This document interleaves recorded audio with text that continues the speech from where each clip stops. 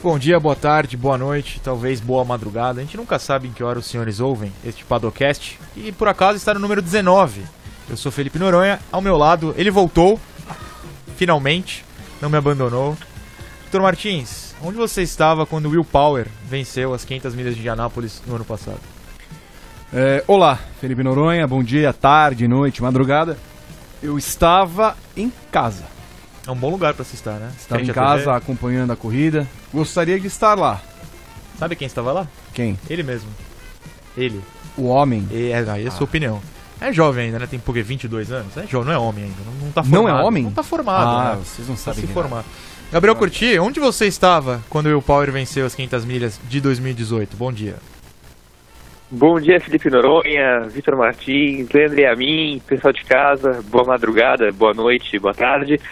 Bom, eu estava do lado da linha de chegada, ali na área dos boxes, acompanhando o fervo, para ver se, já ali do lado da família do Power, para ver se era ele mesmo. E com certeza foi o ápice da minha carreira até aqui, e dos meus 23 anos, por favor, respeitar. Um momento inesquecível. As 500 milhas de Indianápolis são únicas. 22, 23. Você lembra o que você estava fazendo nos seus 22, 23 anos, Vitor? Eu não lembro. Eu estava no meu segundo ano do site, 2004. Olha só, Você vê 2004? 2004. Meu Deus, que idoso. Muito bem. Não vai ter cartão. Tá, acontece. GP de Mônaco no próximo final de semana, ninguém liga. Já teve, inclusive, treino livre nessa quinta. Então o assunto não será esse, porque Mônaco é chato, né, Vitor? Mônaco é chato. Você gosta de Mônaco? Não gosta de Mônaco. Você viveria em Mônaco? Deus o livre. Exatamente. Então vamos de Indy 500, que também acontece no próximo domingo. Infelizmente, sem o piloto mais bonito da história do automobilismo, Fernando Alonso está fora, mas isso vai ser assunto daqui a pouco. Antes, a gente sempre faz umas brincadeiras de eleição aqui, já elegemos o melhor piloto da Fórmula 1, em sua história, da MotoGP.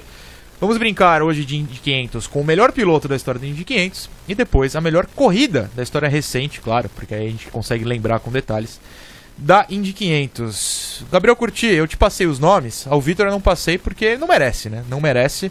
Você sentiu falta em algum dessa lista de 8? Você incluiria alguém, trocaria alguém? Não, eu acho que a escolha das corridas acaba sendo mais difícil que a dos pilotos, porque pela lista que você fez dos pilotos, foi coerente com o número de títulos, de vitórias na Indy 500, né? E também pelo fato de serem recentes. Se você colocasse pilotos que venceram a Indy 500 lá nos anos 40, seria um pouco complicado da gente analisar. Esses últimos que você colocou, pelo menos temos vídeos, né, para quem a gente não viu correr, e são nomes pesados. Então as duas listas são bem coerentes.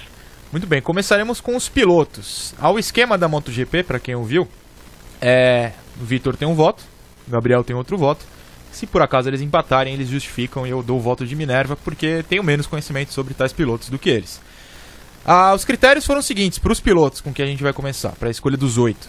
Existiu uma eleição em 2010, se eu não estou enganado, The Grace 33, que foram eleitos os 33 melhores pilotos da história da Indy 500. Mas, por exemplo, o Dan Weldon venceu dias depois da lista, certo? E não entrou nessa lista. E também não vai entrar na minha por causa disso. Eu peguei nomes que estão nessa lista, também os maiores vencedores, quem é tetra tá aqui, e também nomes recentes como Montoya, que o Vitor Martins é muito fã, nomes de peso, mas também pela galhofa. Eu pensei que você ia fazer uma brincadeira com nomes de peso e Montoya. Foi essa a brincadeira. Tá ok. Foi exatamente essa. Enfim, o sorteio foi feito. O sorteio, como vocês sabem, eu faço em sites online, não invento na minha cabeça, para tentar ser o mais justo possível. E o primeiro confronto entre os pilotos, depois vamos para as corridas, é Hélio Castroneves contra Dario Franchitti. Vitor Martins, pode começar. Dario Franchitti ganha, não só pela beleza, né? Rodrigo Berton está, inclusive, molhado nesse momento. Mas o Dario, para mim, é, sem dúvida, um dos maiores de todos os tempos. Rivaliza com o Scott Dixon nessa geração nossa como o maior.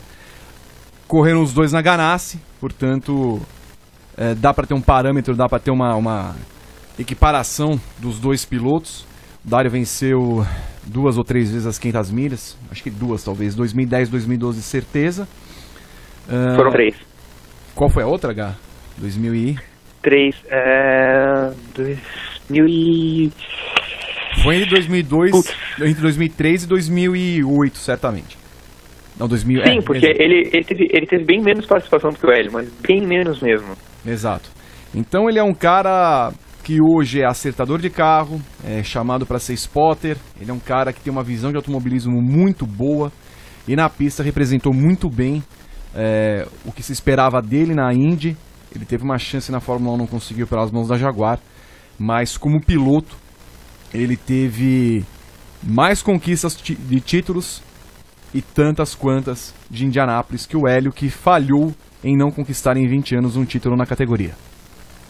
Pode votar a sua escolha, Gabriel. Esse confronto, quando você me passou os nomes, eu fiquei com medo de acontecer, porque eu estava realmente em dúvida no posicionamento desses dois, assim, numa lista imaginária. Eu explico, o Hélio é uma entidade de Indianápolis, a gente pode colocar assim. O fato de considerarmos o Hélio um dos maiores da Indy é única e exclusivamente por causa de Indianápolis. É um cara que passou tantos anos e não conseguiu conquistar um título em tantos anos de Penske, é claramente porque a relação dele com Indianápolis era muito mais especial do que dele com a categoria em si, né? Tudo bem, ele tem 4 vice-campeonatos, mas ele tem 3 vitórias na Indy 500, ele está atrás da 4ª nesse final de semana e sinceramente eu acho que ele vai continuar tentando enquanto derem um carro para ele, enquanto ele não conseguir essa 4ª e até a 5ª vitória. Ele é mais pole do que o Dario, mas é o que eu estava falando na hora que o Vitor comentou, né? O Dario tentou muito menos do que o Hélio e em tão pouco tempo ele conseguiu 3 vitórias. Foram os únicos top 3 que o Dario teve, foram 3 vitórias. E aí, por isso, por um empate no número de vitórias, eu acho que a importância dos dois para a categoria precisa ser medida, precisa ser um critério de desempate. E aí eu estou totalmente com o Vitor. Para mim o Dario é um dos maiores pilotos que a Indy já teve. Da geração mais recente, sim, é ele e o Dixon de longe, né? Pode ser que ainda nos próximos anos a gente tenha o Newgarden, o Rossi, por exemplo, que estão despontando muito bem, mas ele e o Dixon têm um tamanho gigante, eu não poderia não votar no Dario. Só para confirmar, o Hélio venceu 2001, 2002 e 2009, o Dario Franchitti 2007, 2010 e 2012, a sua última vitória. 2007. Ambos são 3 vencedores. Muito bem, o Dario avança. O próximo confronto, Gabriel, você começa votando Al Unser Sr. contra Johnny Rutherford.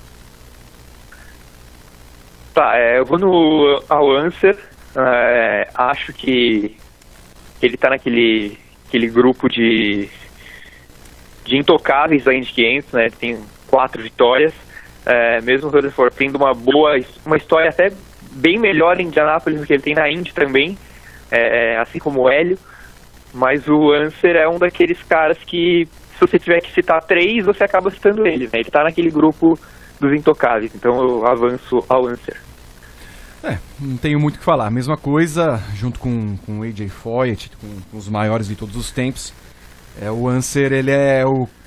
Bom, não vou antecipar aqui os resultados, mas ele passa com louvor em cima do Rutherford.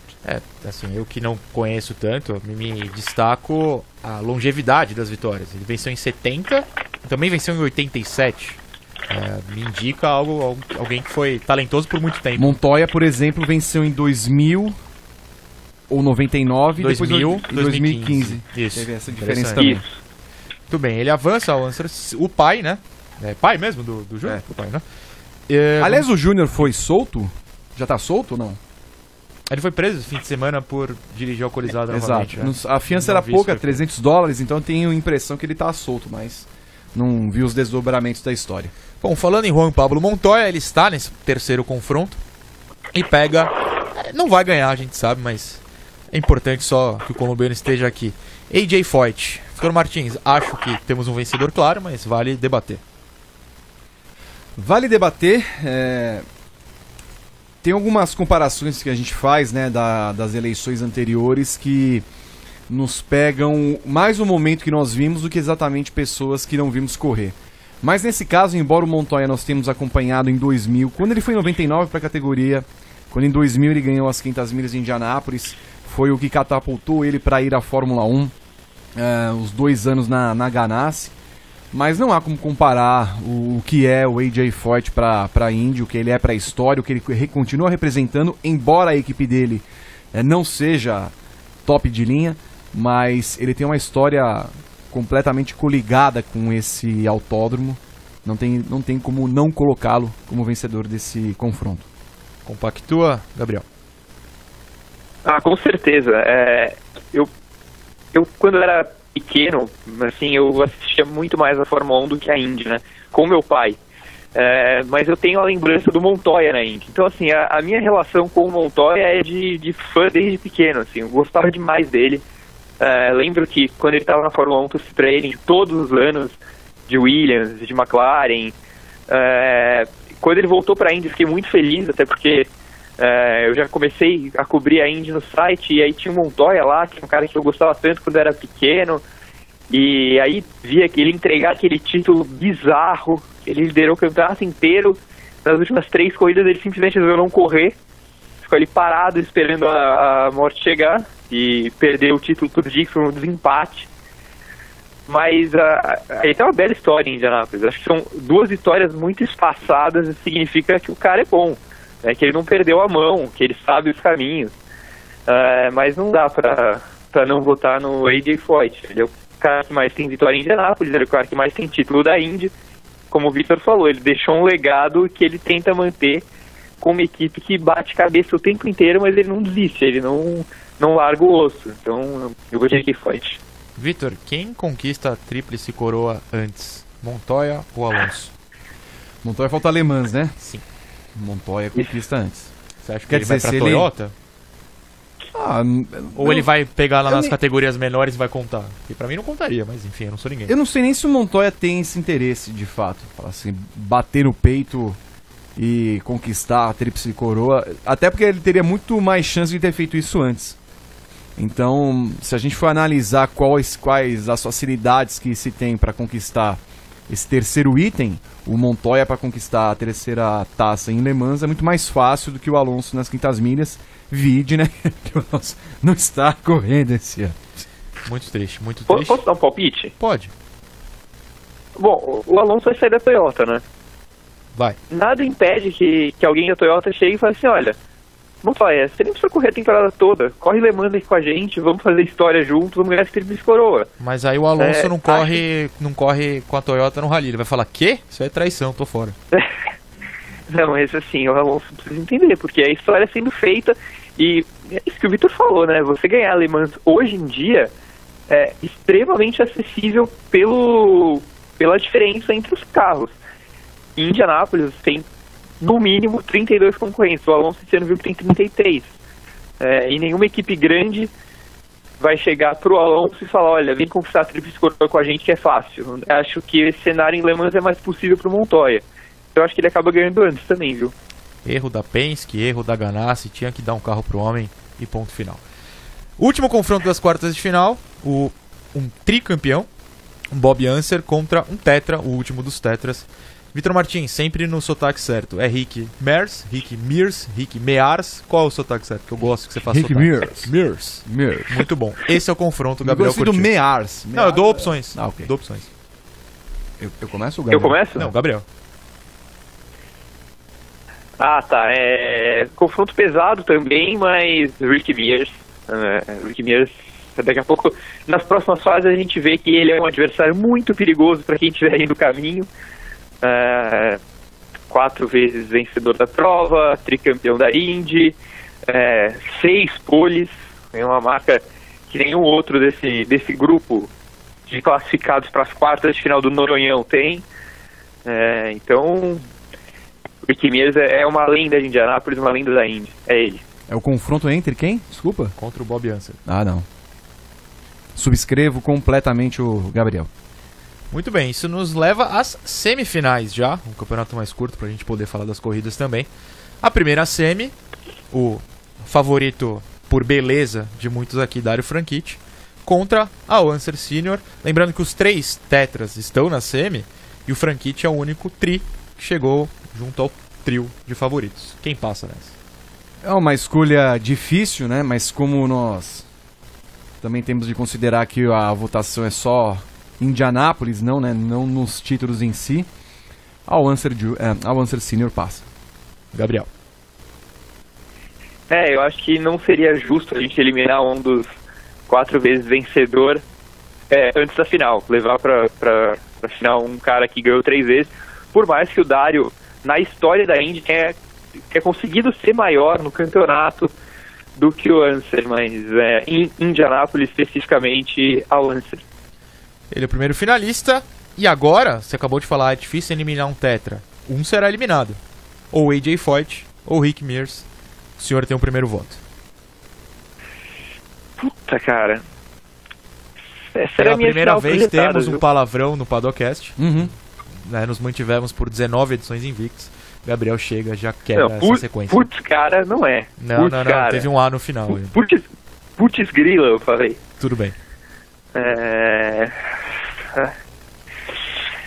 Eu vou no Foyt, mas é uma margem mínima mesmo, assim, já estamos naquele estágio que a gente escolhe com a história de quem a gente simpatiza mais. O Rick Mears, se a gente falou que o Foyt manteve o legado, né, o Rick Mears por anos continuou na categoria, continua de perto acompanhando o trabalho da Penske, Foyt, mas é por muito pouco. Eu também vou no Foyt, até pela relação que ele tem com a Indy hoje. Assim, é muito na linha do que nós falamos, por exemplo, no Paddock GP a respeito do Lauda. O Lauda não é o maior piloto de todos os tempos, não é o melhor piloto de todos os tempos, mas certamente é o cara que mais amou a Fórmula 1, porque ele aposentou, desaposentou e até quando pôde seguiu na categoria. O Foyt está com 81 anos, está lá capenga, teve internado, voltou, passou a equipe para o filho, mas está sempre acompanhando. Então acho que também tem esse tempero, não só o fato dele ter vencido tantas vezes, mas o quanto ele se dedica e o quanto ama estar ainda em Indianápolis. A verdade é que o AJ é um cara muito Foyt, né, de se manter até hoje. Não? Ok.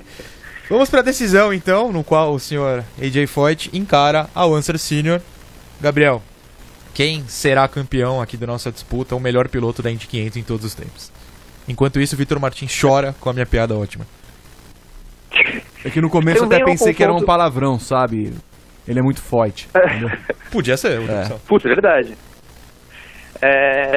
Então, também é um confronto muito complicado, mas pra mim o Rick Mears seria o vice nessa nossa lista. Então eu não poderia derrotar o Foyt na final. Pra mim o Foyt até hoje é o maior de Indianápolis e eu torço de verdade para que os brasileiros tenham um bom resultado no final de semana, porque o jeito que eles falam, o jeito que o AJ fala dessa corrida mostra que quase vale a pena andar lá no fundo do grid o tempo inteiro. Eles estão muito focados em fazer essa corrida. Não precisava ser tanto, né? Porque a Carpenter também está claramente focada nela e vai melhor nas outras provas. Mas a gente vê o carinho especial que a Foyt, com menos recurso, com menos material humano, né, por trás dos carros e tal, consegue fazer. Eu vou ficar com o AJ. Também, vitória para o nosso AJ, até pelos motivos que falei anteriormente. E sim, se fosse uma final com o Mears, seria mais justo esse emparceramento. Eu vejo o Mears melhor até que o Unser Senior. Muito bem, então o senhor AJ Foyt, o campeão da nossa primeira copinha do dia, melhor piloto da Indy 500 de todos os tempos, ficam os parabéns, porque será a única vitória que ele terá nesse final de semana, creio. Ou Canaan e Leist podem surpreender de alguma forma. Não. Gabriel, Não. se é pra postar, eles ficam Não. em que região do grid ali? Um fica no final do top 10 e outro fica no top 15. Vai, qual? Tem que dar o nome aí. Então, o Tony vai terminar em 9º e o Matheus em 13º. Tá certo, está anotado. Tony, se você estiver ouvindo e ficar bravo com essa pode curtir, pode mandar mensagem pro Vitor, a gente passa no ar. André, a gente tem uma vinhetinha pronta só pra substituir o assunto ou tem que embalar aqui?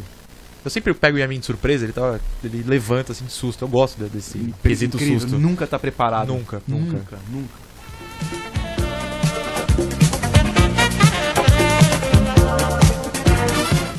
Ótima vinheta.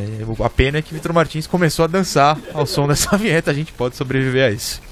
Muito bem, agora elegi aqui 8 corridas recentes, ou seja, no meu tempo de vida, só de 90 pra cá, pra gente mostrar, eleger qual foi a melhor de fato dos últimos anos. Lá em Indy 500 apenas.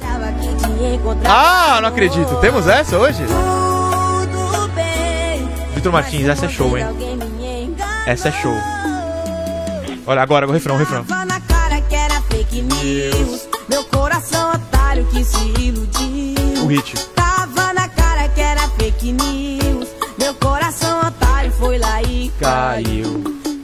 Para quem não acompanhou o programa da semana passada, está disponível, claro, para downloads na sua plataforma preferida e na Central 3. O tema foi fake news. Achamos a melhor música da história, chamada Fake News ou algo do gênero, em que o coração apodrece e cai. Porque era fake news. O amor do MC, não lembro o nome. Toninho Magalhães, ele mesmo. Muito obrigado, Leandro Amin. Olha, essa música é um épico. Mas não é fake news que faremos hoje aqui. A não ser que Vitor Martins, esse fake news ambulante, decida. O sorteio, Vitor Martins. O sorteio. Vai querer cartãozinho? Não quero cartão, vai querer? Cartão só amarelo. Botei os anos de 92, 91, 2011, 2017, 2013, 2006, 2014 e 99. Por quê? As 8. Qual Eu foi vou a justificar escolha? a cada confronto, eu vou dar o motivo pelo qual essas corridas entraram. O primeiro confronto, eu dou o primeiro voto ao senhor, é 92 contra 2014, segundo o sorteio. 92 foi a chegada mais apertada da história da Indy 500, com a Wanser Jr., o menino que estava preso até outro dia, ou ainda está, batendo Scott Goodyear por 0-0-4-3. Em 2014 foi quando Hunter Ray bateu Hélio Castro Neves pela segunda menor distância por 0-0-6. E foi completo acaso as duas mais apertadas terem saído no sorteio, mas é esse o duelo. O Goodyear estava largando na 33ª colocação daquela corrida, chegou em segundo, se vencesse seria o único na história a conquistar as 500 milhas largando em último, que é uma coisa que Kyle Kaiser poderá fazer nesse final de semana, dependendo da nossa torcida. Claro.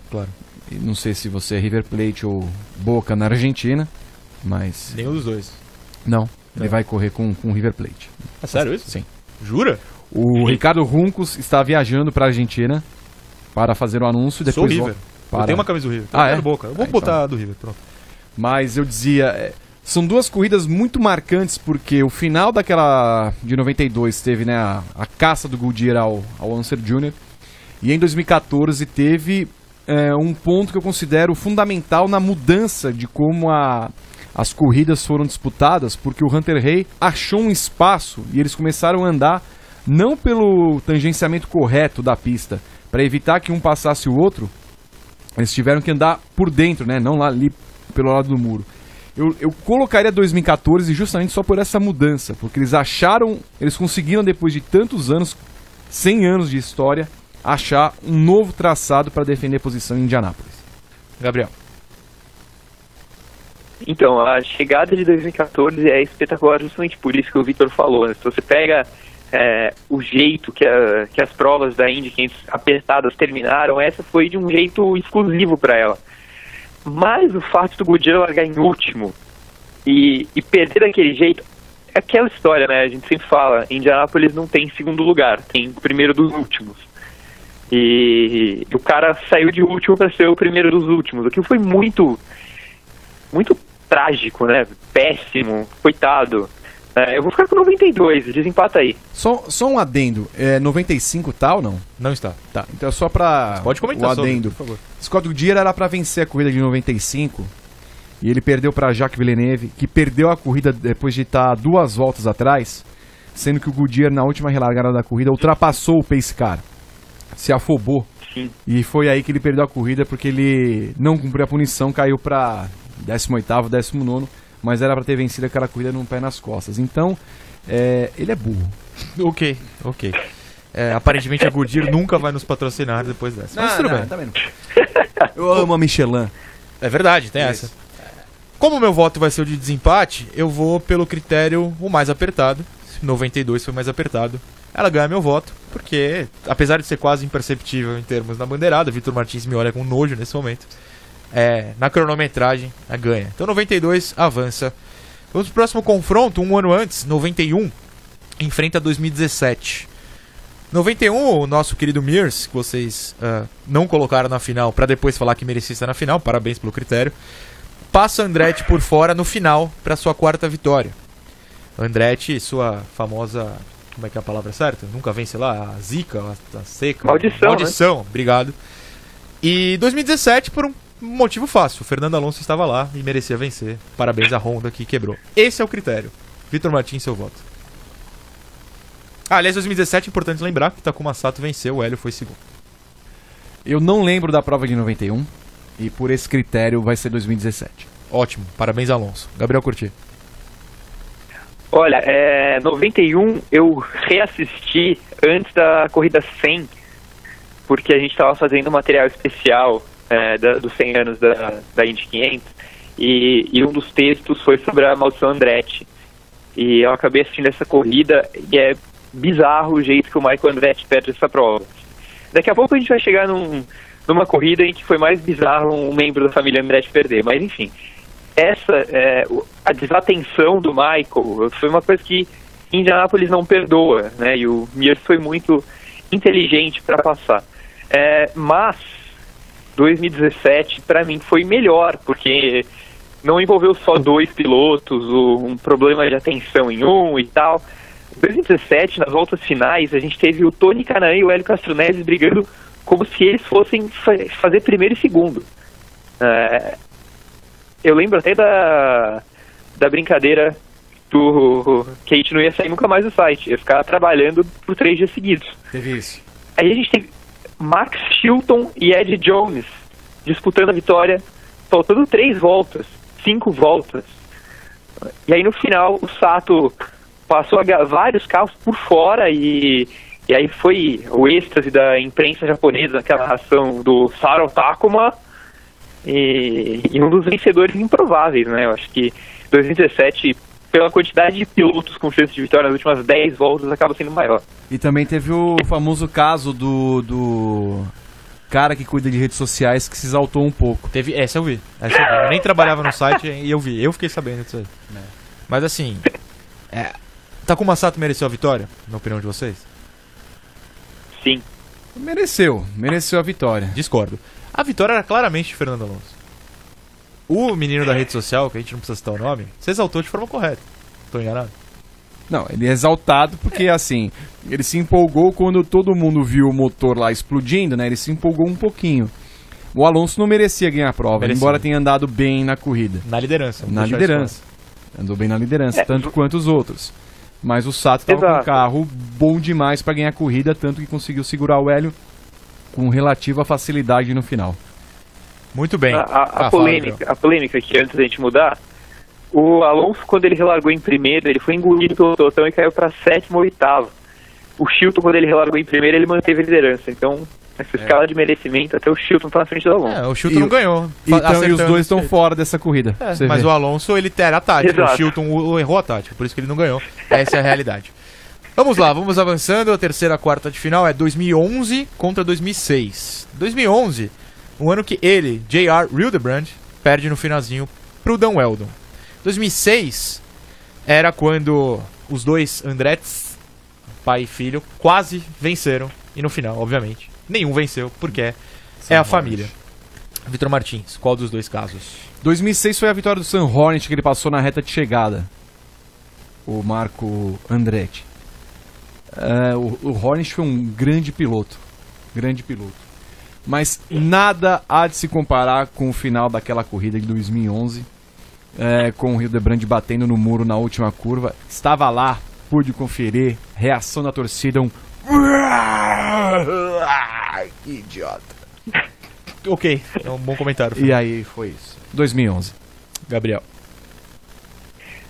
Esse sorteio tá roubado, viu? Não está. Sacanagem colocar essas duas juntas na quarta de final. Amiga, Copa do Mundo. Copa do Mundo é jogo bom. Sim. Bom, 2006 é a corrida que eu citei quando eu falei de 91. A derrota mais bizarra da maldição Andretti é essa. O Michael teve problemas antes, né, do fim, mas o Marco estava com muita cara de vencedor. E eu ainda, um jovem rapaz, eu gostava muito da família Andretti, estava animado com os dois ali, pensando que poderia ser até 1-2, né, uma dobradinha. Aí problema com o Michael, aí o Marco resolveu, sei lá, foi mexer no MP3 ali na hora das voltas finais e o Hornet passou ele de um jeito tosco, ganhou a corrida. Mas assim, nada é mais tosco do que você bater sozinho, com todo mundo já comemorando, você está quase acenando e teu carro vai pro muro e você ainda chega em segundo. Acho que isso deixa o vexame ainda maior. O carro batido se arrastando na segunda posição. Com todo respeito ao Dan Weldon, mas foi a vitória mais entregue da história do esporte. E eu vou ficar com 2011, é imbatível. Seria meu voto caso eu tivesse que desempatar. 2011 avança para enfrentar ou 2013 ou 99. 99 é o ano que o Rob Gordon fica sem combustível. Adoro quando as pessoas ficam sem combustível perto da vitória. Coitado. E Kenny Brack, o sueco, vence. Sueco, né? Sueco. 2013 é o ano em que Tony Kanaan passa a liderar faltando apenas 3 voltas. É o 68º 68ª mudança de liderança, que é o recorde em Indianápolis, e vence a prova. Gabriel, pode votar primeiro nessa. Eu vou votar em 2013. 99 é marcante pela falta de combustível do Rob Gordon, mas nem foi uma corrida tão espetacular assim. 2013 foi bem mais legal, maior número de troca de lideranças, e teve o fator Carlos Munhoz, né? Nosso querido Mumu, que enquanto o rookie classificou em segundo e o tempo inteiro, a corrida toda, ele chegou a... ele dava pintas que ele poderia vencer aquela corrida, e aí no final, bandeira amarela, ele até coloca o carro do lado ali do Tony, como quem diz, caramba, eu não acredito que eu perdi essa prova. Só seria a primeira que ele bateria na trave, mas a vitória do Tony com uma KV, né, modestíssima, também é muito marcante. Eu vou ficar com 2013. Essas corridas Pack Race que nós tivemos entre 2011 e 2017, 2011 não, porque foi o chassi do Dan Weldon, 2012 a 2017 foram marcantes. Então cada uma teve um final espetacular, porque a gente não sabia quem venceria, justamente porque quem estava na frente e largava ou relargava em algum momento em primeiro lugar, perdia a posição por causa do vácuo que fazia. Aconteceu isso nessa relargada, né? O Hunter relargando e perdendo a primeira colocação pro Tony, o Munhoz indo por fora, aí depois tem um acidente do Franchitti e o Tony ganha na amarela. Tudo isso para dizer que assim, essa corrida tem alguns detalhes que jamais vão ficar esquecidos. E também tem a vitória do Tony, que é o fato de ele ter tentado, era a 13ª vez, se não me engano, que ele tentava a vitória e enfim conseguiu. E o Rob Gordon é daqueles da família Andretti que são meio que agregados. Ele pode correr 596 vezes em Indianápolis, ele não vai ganhar a corrida. Aí, e se ele ganhar na 597? Pode acontecer. Bom, a não ser que São números, apenas números. ele sobreviva de uma outra forma. 92 contra 2017 é a primeira semifinal, Vitor Martins. Relembrando que 92 é a chegada mais apertada da história. 2017, Takuma Sato vence com Alonso na pista, quebrando. Parabéns, Honda. Bom, eu não votei em 92 na passada, né? Mas comparando essas duas corridas... Cara, 2017...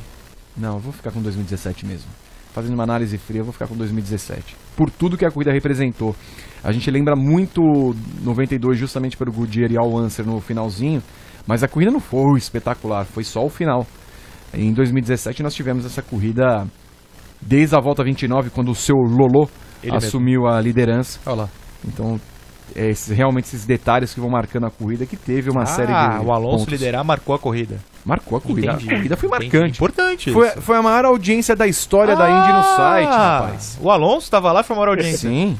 Olha só. Quase 3 milhões de acessos Entendi. no site. E vocês criticando o menino só porque a McLaren estraga o a seu vida negócio é dele. audiência, então. Você faz o tudo pela meu audiência? Não. Eu faço tudo pela audiência. Ah, faz? Não. Gabriel Curti, segue o voto de 2017 ou vai de 92? Sigo o voto. Votei em 92 na primeira fase, mas acho que é hora de levar em consideração também o nível das corridas.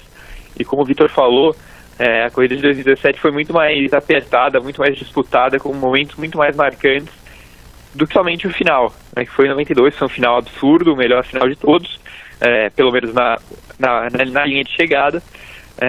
Mas 2017, para mim, teve mais momentos épicos, digamos assim, como eu já citei nas quartas de final, com tanta gente improvável liderando, duelo de brasileiros, e aí o Sato ganha, o Alonso está na pista, enfim, 2017. 2017, então, coloca Fernando Alonso na final, como eu gostaria, e armei o sorteio para isso. A outra semifinal de 2011, com o Hildebrand jogando o carro no muro propositalmente, aparentemente, contra 2013, a vitória do Canaan. Vitor Martins. Putz. Rapaz, Que a gente não tá indo pra brincadeira. se eu for seguir o mesmo critério, eu não lembro muito bem de como foi a prova de 2011, a não ser chegar no final. É o final mais impressionante que eu já vi na minha vida, é claro, mas é da mesma forma como o 92, né? Você lembra só do final. 2013 não. Você tem momentos naquela corrida que você acompanha muito de perto tudo que aconteceu. Então, por coerência nesse exato momento, eu fico com 2013. Gabriel Curti. Nossa. Bom, 2011 é a melhor chegada de todos os tempos, porque mesmo não sendo a mais apertada, é o que o cara batido chega na segunda posição. Não, e tem a representatividade também, né, Gá? Do Eldon ter vencido. Ele se transformou no que se transformou naquele final do ano, e aí que chamam ele no final do ano para fazer aquela corrida onde ele morre. Exato. 2011 é muito pesada. Assim, eu até acho que eu votaria em 2013, mas eu prefiro deixar um empate aí, porque 2011 tem um significado muito grande. Eu vou deixar pro Noronha desempatar. Bom, eu que gosto de bagunça, voto sempre na batida de muro. Se o cara ganhar e bateu no muro para perder, pra mim tem o voto. Então eu fico com 2011, que nos leva à final. A final, Vitor Martins, é batida no muro contra coisas que aconteceram ao redor de Fernando Alonso em 2017. Pode votar 2011 ou 2017 como a melhor corrida recente da Indy 500. Por coerência dos votos anteriores, voto em 2017. Embora o final de 2017 não tenha sido o melhor, ela foi uma corrida melhor que a de 2011. Embora 2011, como eu falei, tenha esse significado todo. Mas 2017 é a corrida que celebra o crescimento da Indy, como a Indy se beneficiou do fator Alonso e como aquilo no mundo gerou todo o interesse, inclusive pela audiência. É bom saber que você faz tudo pela audiência. Eu acho curioso que em 2018, quando a Danica foi correr pela última vez, não sei se foi o pessoal da organização, se era a imprensa de lá, falaram que ela chamava mais atenção com o Alonso. Mas aparentemente, não. A audiência foi melhor com o espanhol. Acho curioso isso.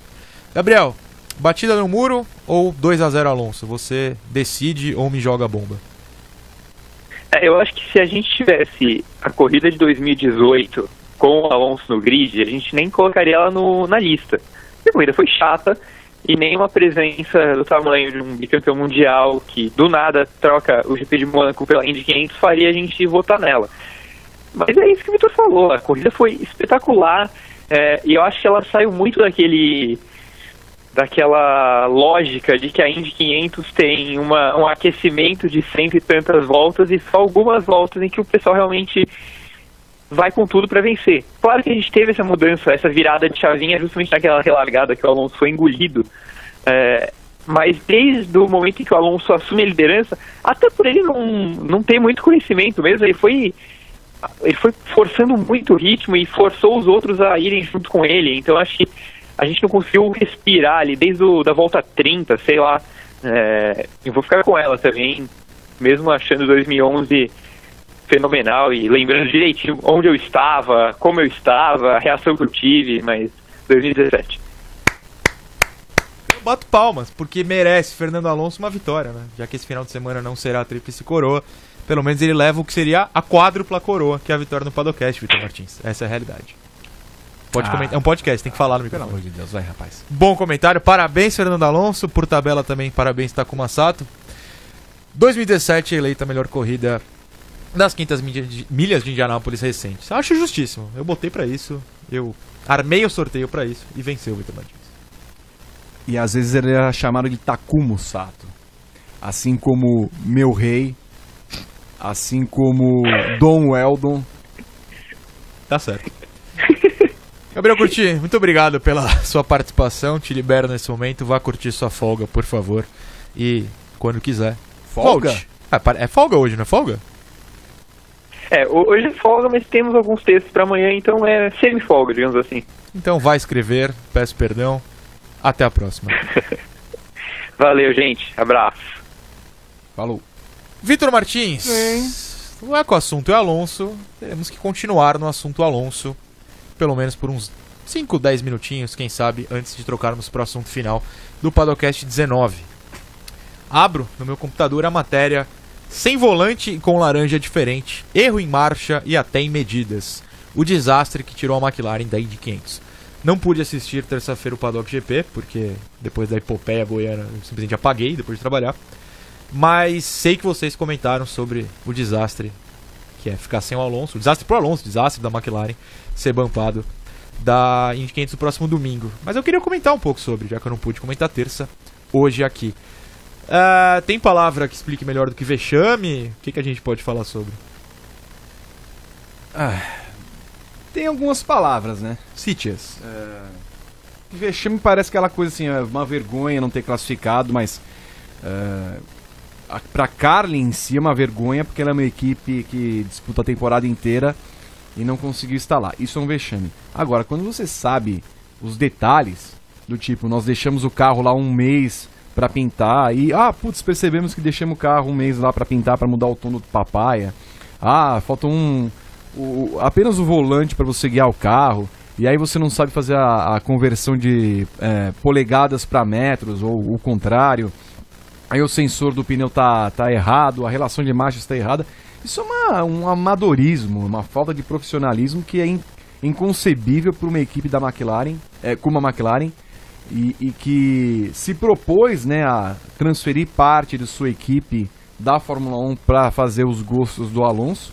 E aí cada um tem seu gosto, mas eles cuidaram mais do Alonso do que da McLaren em si. E no final das contas passam, né, esse recibo de que são completamente primitivos, amadores mesmo, na concepção de carro. E aí, por exemplo, você já vê que nessa quinta-feira o Carlos Sainz teve problema de bateria. Já teve? Mal começou, já teve então problema. assim, cara, o que é a McLaren hoje? É um arremedo de equipe. Por mais que ela seja um carro melhor na Fórmula 1 do que do ano passado, ela não vai voltar a ser a mesma equipe que era nos tempos do Ron Dennis, porque a direção e a organização dela é completamente pitoresca e inconcebível para os dias de hoje, em que cada detalhe é averiguado por várias pessoas e se você errar alguma coisa, tá na rede social, é muito fácil descobrir.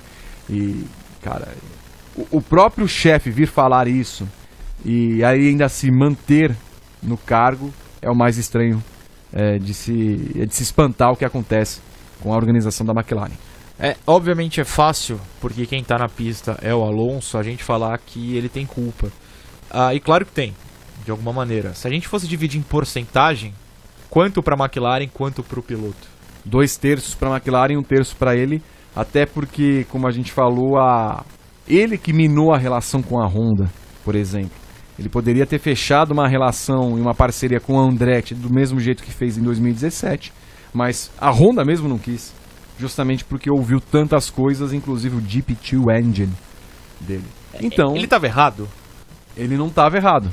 Ele só não podia. Eu não estou justificando, eu pergunto. Ele não precisava ter exposto a marca tanto quanto foi exposta ao ridículo. E depois no ano seguinte, que a McLaren andou com o motor Renault, a gente vê que o motor não era tão problemático assim, que ela fez o motor Renault a mesma coisa com a Honda. Então o problema estava concentrado na McLaren. Só que aí, pro mundo inteiro, ficou a questão da Honda. E aí a Honda, claro, se sentiu ofendida. Não vou deixar esse cara correr com uma equipe que é apoiada por mim. Tá bom, basicamente isso. Então, 50% do grid de Indianápolis ficou fechado para ele para fazer uma parceria. Aí a McLaren chega...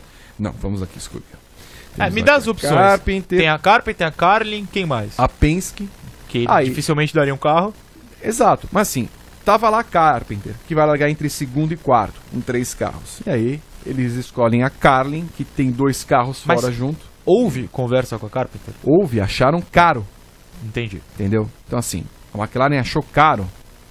E aí falou assim, não, vamos aqui pra Carlin, é inglesa como nós aqui.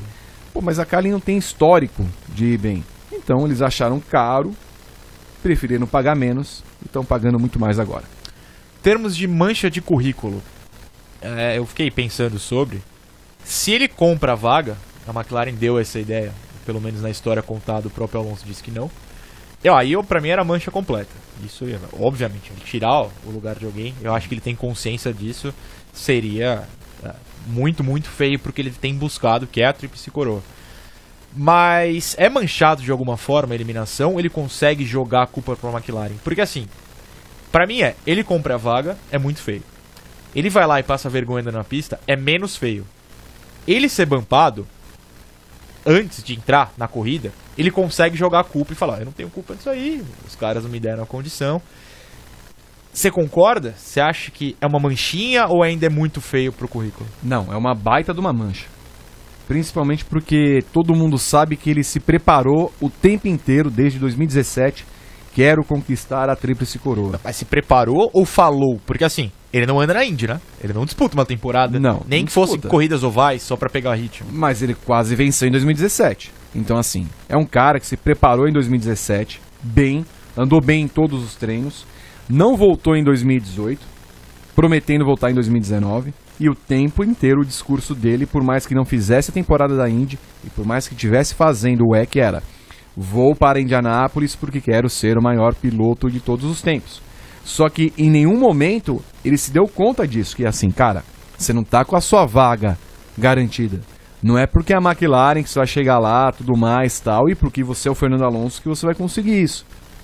Você tem uma série de treinos, o carro muda, e aí, primeiro, você sabe que a preparação foi horrível desde o início, porque também colocaram um cara que era da Force India para administrar o projeto, não fazia o menor sentido. Você tinha o Gil de Ferran lá, tira o Gil da Fórmula 1, bota ele na Indy, faz esse projeto andar direito, né? Não Só faz... pra gente citar o Bob Furness. O Bob Furness da ex-Force India. E aí, mesmo assim, o discurso dele sempre foi esse, ó, nós vamos nos preparar com humildade, vamos correr, papapá. Ele nunca chegou e falou assim, pô, primeiro vamos classificar e aí depois a gente vê o que faz. Então, tem a soberba do Alonso, tem esse 1/3 aí que ele estragou a relação com a Honda, então não tem como dissociar o conjunto Alonso-McLaren, a mancha é para os dois. Fica esse asterisco na carreira dele. Inclusive nesse momento, pra gente do Grande Prêmio foi ótimo, porque nos Trending Topics do site, das 5 mais lidas, 3 são do Bump Day do Alonso. A primeira, a segunda e a quinta. A MotoGP ali na briga, com o Marques vencendo em Le Mans, né? O último final de semana, Marques? Sim. Le Mans, isso. Mas o Alonso tem as 3 das 5 mais lidas. Acho que pra gente não foi tão ruim. Seria bom tê-lo no domingo para contar a história, mas também teremos histórias muito interessantes. A partir de que horário, Vitor Martins? No domingão? 13h40, começa a corrida. Onde? Transmissão na Bandeirantes, no Band Sports e no DAZN. The Zone. The Zone. The Zone. Exatamente. Eu adoro falar o nome, apesar de... E no Grande Prêmio nós teremos o seguinte. Acabou o GP de Mônaco. Acabou. Entramos com o briefing no ar. Certo. E fazemos o esquenta também para as 500 milhas de Indianápolis, um programa de 1h30 de duração entre meio-dia e 1h30 no seu YouTube. Entre no canal do Grande Prêmio, youtube.com/Grande Prêmio TV. Acho muito importante que os senhores se inscrevam, apesar de Flávio Gomes, quando faz seus GP às 10, fala: não gostou? Se desinscreve. Não, Flávio, não pode se inscrever. Ele fala isso? Não, ele brinca. Não, Tom de brincadeira. Vamos tirar. Acabou, Flávio Gomes, no site, é isso? Não, a gente faz uma edição dessa parte aí e coloca uma tarde, entendeu? Não concordamos. Entendi. Thiago Ezequiel vai ter que fazer alguma coisa. Grande Thiago Ezequiel, que está melhorando sua edição a cada vídeo enviado. Temos 10 minutos para o final do programa, se eu não errei minhas contas. E teremos 10 minutos para a gente desancar um ocorrido, ou vários ocorridos, nas últimas semanas no automobilismo brasileiro. E obviamente chegou a hora. Eu não pude ir no paddock. Eu vou ter que me consagrar agora, porque eu ia pro paddock, olha, eu ia falar, viu? A gente vai dar que consigo controlar mais o tempo. 2 semanas depois da prova no Velocitar, a CBA, Confederação Brasileira de Automobilismo, tira a vitória de Ricardo Zonta. Dá a vitória ao Rubens Barrichello, que tinha sido o segundo, sob a justificativa apurada pelo Grande Prêmio de irregularidade, ou suposta irregularidade, porque a própria Shell, a equipe do Zonta, ainda não teve acesso às peças, nas chamadas pinças de freio. Se aparecer uma pinça de freio na minha frente, Vitor Martins, eu não sei o que é. Você saberia? Ela é uma espécie de pinça. Sim, por isso que ela chama de freio. Pinça. Entendi. Entendeu? Justo. As corridas acontecem no domingo. Thiago Camilo vence a primeira prova em Goiânia. Basicamente 6, 7 horas depois, como meu voo era tarde, voo que não existiu para completar meu ótimo final de semana. Eu acho sempre bom. É ótimo. Parabéns, Azul. Chega o anúncio, discretamente, de que Camilo tinha sido punido em 20 segundos, 7 horas depois da prova, e consequentemente perdido a vitória, caído para 13º, se eu não me engano. Ricardo Maurício, que tinha sido quarto, cai para 14º com a mesma punição de queima de largada. Tem muita coisa a se falar sobre. Vamos começar com uma pergunta simples. Não tem uma alma, Vitor Martins, pra ver entre os 212 comissários, porque eu tenho a lista, são muitos comissários, pra ver, olha, queimou a largada, pune durante a corrida em 25. Não tem uma alma, Vitor Martins, não é possível. A gente falou isso no Paddock GP, e é basicamente o seguinte: se você tem uma segunda corrida que depende da primeira enquanto resultado... É bom lembrar isso, porque o Júlio Campos acaba em 10º, só que na pontuação ele foi o 8º. Nada contra o Júlio, que nos atende sempre muito bem. Mas ele foi ao pódio na segunda corrida por ter largado na pole. Ele não seria pole se não ocorressem as punições. Continue. Não, então. E aí, no caso, o 11º colocado daquela corrida foi o Valdeno. O Valdeno seria pole da segunda prova. Não.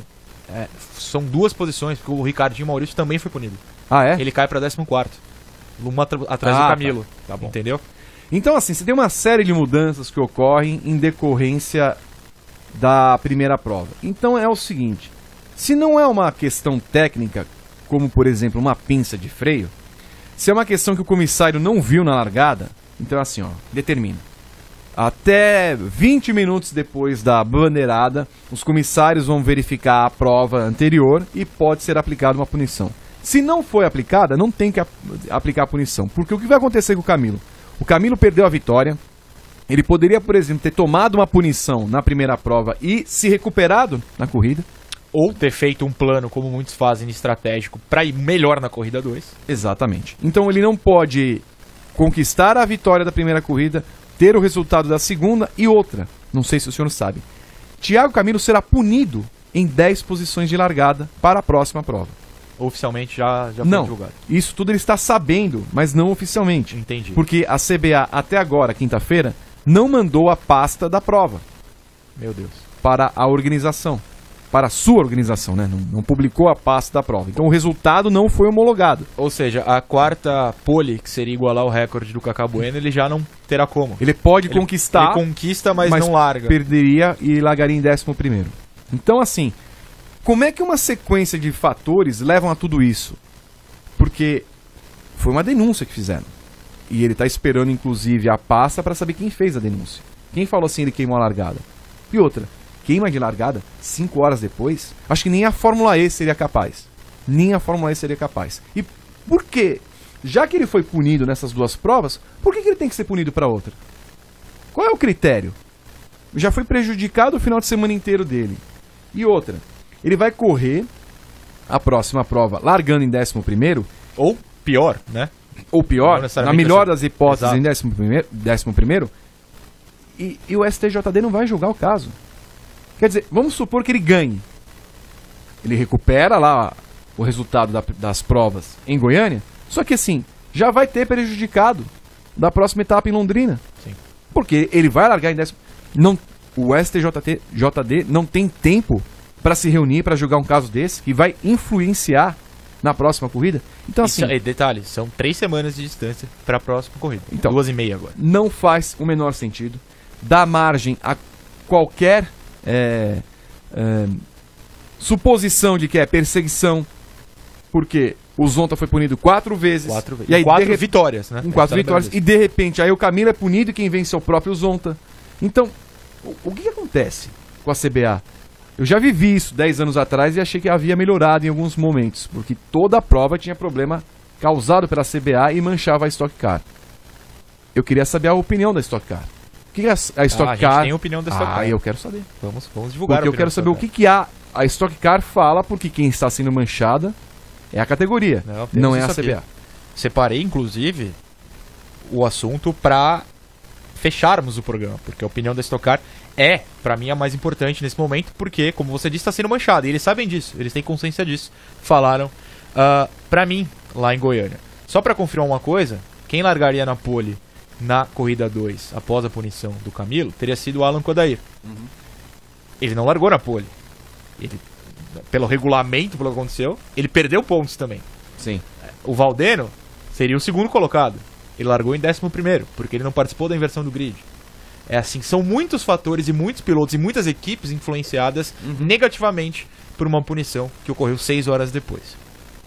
Importante isso que você falou da visão da Stock Car, que a gente vai pelo que Carlos Coll, que é o promotor da categoria, nos falou no sábado. Teremos matérias nos próximos dias. Obviamente, depois da corrida a gente foca no pós-corrida, em punição, em entrevistas. O próprio Rubinho falou sobre como ele recebe a notícia da vitória no Velocitar de maneira... É um assunto delicado, ele não consegue comemorar, não dá pra opinar, ele tem que se manter neutro. O Zonta recebeu a notícia da vitória por causa da punição ao Camilo de maneira amarga. É um cara que teve vitórias e vitórias retiradas. Quando vence não pode ir ao pódio em primeiro, não pode comemorar, sabe horas depois. E a Stock tá de olho nisso por quê? Por um motivo principal que é, quando a crítica vem, é a Stock bagunçada, a Stock fazendo besteira, a Stock queimando a própria marca. A Stock já está sofrendo com transmissão de treino só no site do Globoesporte.com, não passa na TV mais. A Stock está sofrendo com relegado ao canal o B ou C do Sport TV, no Sport TV 2 ou 3, eu não sei nem qual dos dois passou nesse final de semana. Não passa na Globo, nessas corridas que não são a do milhão, a final. E aí a imagem é queimada, quem vai lá se presta a ver, não sabe quem venceu a corrida. Minha mãe mandou a mensagem, vi a corrida, o Rubinho venceu. Ela não sabe que teve uma corrida 1, que o Camilo venceu depois com o Zonta. E minha mãe é o telespectador médio que está tentando ser conquistado. Você vai no Twitter, quem é xingado? É a Stock. Aí um assessor da Stock, com toda razão, depois vai e fala, gente, ele postou até no Instagram, a culpa não é da Stock. Eu tava na sala de imprensa na hora em que a punição chega. O assessor principal, o Rodolfo Siqueira, recebe a notícia e ele tem que ligar para 212 pessoas para descobrir o que aconteceu. Porque a CBA manda assinado a punição, sem informar qual é a punição no caso do Zonta, sem informar por que só viram depois no caso do Camilo. Quem é queimado é a Stock. O que a Stock pode fazer para se salvar? Porque eu dou toda a voz se a CBA quiser participar e justificar, a gente tá apurando notícias. Mas ela não conseguiu justificar até agora, ela não justifica a própria punição que ela deu. Você sabe que o Superbike Brasil, a Superbike Brasil é uma categoria que vamos falar dela ainda em algum momento no Grande Prêmio, vocês vão saber muito bem o porquê. Foi a categoria onde teve a morte do Maurício Paludetti na última etapa em Interlagos e terá nesse final de semana mais uma etapa. Mas a Superbike Brasil não é um evento homologado da Confederação Brasileira de Motociclismo. Então ela corre como se fosse uma liga. A não ser que a Stock Car queira evitar esses problemas de correr como uma liga separada, parece ser o único jeito, o único caminho para a Stock Car se livrar da CBA.